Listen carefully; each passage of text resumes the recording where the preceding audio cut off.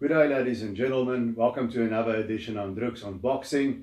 Once again, we have a South African flying the flag overseas. I'm talking, of course, about Chris van Heerden, who takes on a Russian by the name of Aslanbek Kozaev, the Russian Lion, in the City of Angels, Los Angeles, at the Bank of California Stadium.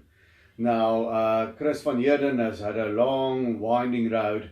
It's a welterweight bout scheduled for 10 rounds, and I think it's very evenly matched. It's one of those 50-50 fights. Now, Chris van Heerden is one of the South Africans who packed his bags and went to seek his luck overseas.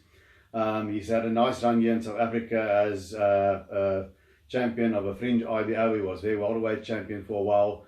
Recorded some nice wins over former world title challengers like Kaiser Mabuza and Matthew Hatton. But he wanted more, and credit to him. He packed his bags, he went to the States, and with quite some success. He had some hard fights, some close fights. He had his most significant break in 2015 against Errol Spence Jr., who was then the future IBF welterweight champion, and today he's considered one of the elite boxers in the world. Now, Chris hung tough against Errol Spence, but he was stopped in 8 rounds. So that sort of proved he's not at that elite level, but he's a pretty solid fighter. And he's been through a lot inside and outside of the ring. We know about the death of his father, and he's had some hard fights going. And he's taking on, he's compiled a respectable record of 27 wins, 2 losses and a draw of 12 knockouts. And he's taking on the Russian with a very similar, also very respectable mark of 33 wins, 2 losses and a draw with 8 knockouts, and neither of them are significant punches. If there's a knockout or a stoppage, that's the one thing that will surprise me about this fight. But if we look at Chris van Heerden, he doesn't have a big punch. He's basically one of these guys that gets by on his sort of ability to stick and move, his technique, and his heart, and being a busy fighter. He simply grinds it out, and he uses his boxing skills. He can move rather well. He's a southpaw. He'll have a small height and reach advantage as well. Now, Kozaev, he's got a very basic style. There's nothing technically too difficult about him. He reminds me a lot of that opponent of Kevin Arena when he fought in Azerbaijan, Roman Golovachenko. He's a very tough, muscular, rugged sort of guy, and he keeps coming at you. He throws punches to the head and body, basic stuff, but he keeps going, and he's not a defensive genius. He's not so you can reach him. He's got some head movement, and he parries and he blocks with his gloves. But you can hit him, and he gets hit, but he absorbs it. He seems tough as old boots. He just keeps coming and working away. I think the reason why he doesn't knock many of his opponents out is because they can see the punches coming to the extent that they can brace themselves against it or lean back. He is a bit on the slow side. And he doesn't set up, he just goes in there and he works and he throws his shots.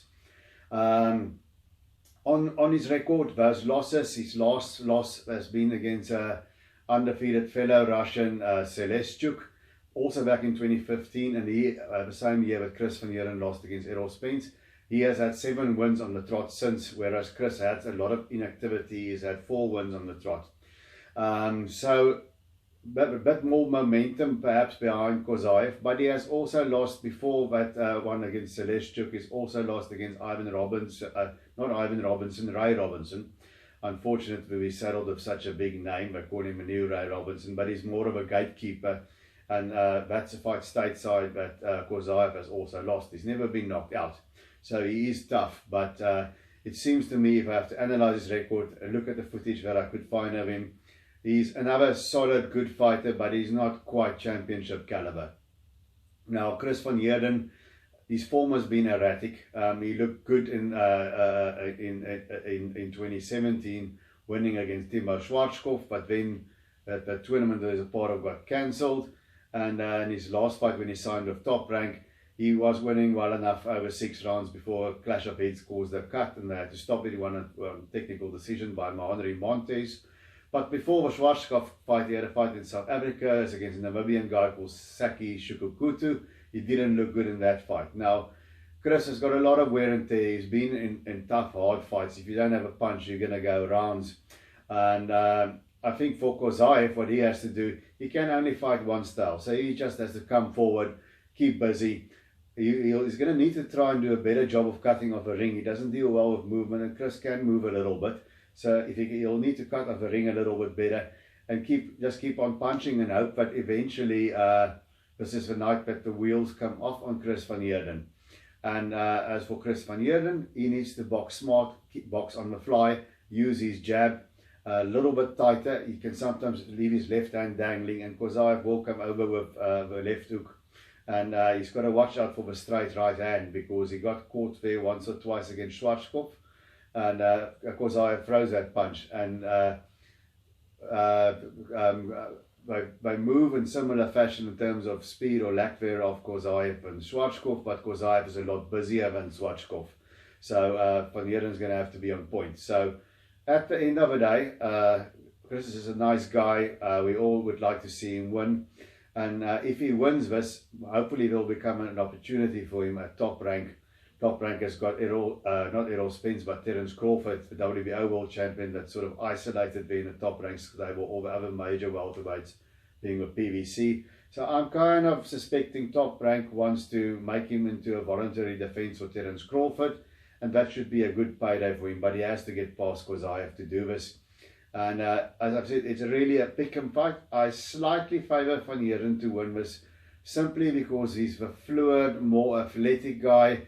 He's been in against some high-level opponents, and he moves better than Kozaev. So I think it's going to be a very close fight.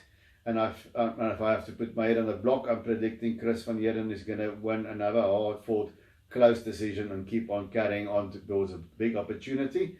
But I think it's an interesting fight. It's well matched. It's a good blend of styles. If you like this channel, please hit the subscribe button. You can also find me on Twitter at DrugsOnBoxing. I write a blog, www.couchpotatofightguru.blogspot.com. Go and check that out if you want to. And I'm also a South African correspondent for Ring Magazine, the Bible of Boxing. You can go to the website www.ringtv.com. Subscribe to the digital edition if you're sitting in South Africa. A lot quicker, a lot cheaper. And I occasionally also write an article on the ringtv.com blog. So until I see you guys again, enjoy your boxing on Saturday. And until next time, keep those gloves up.